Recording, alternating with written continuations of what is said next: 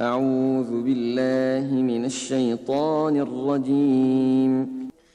الله ولي الذين آمنوا يخرجهم من الظلمات إلى النور، والذين كفروا أولياؤهم الطاغوت يخرجونهم من النور إلى الظلمات، أولئك أصحاب النار هم فيها خالدون. ألم تر إلى الذي حاج إبراهيم في ربه أن آتاه الله الملك، إذ قال إبراهيم ربي الذي يحيي ويميت، قال أنا أحيي وأميت.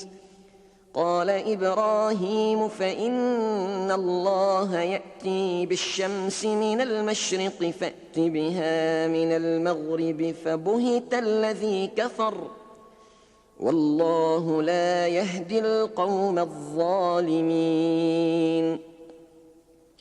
أو كالذي مر على قرية وهي خاوية على عروشها، قال أنى يحيي هذه الله بعد موتها، فأماته الله 100 عام ثم بعثه، قال كم لبثت؟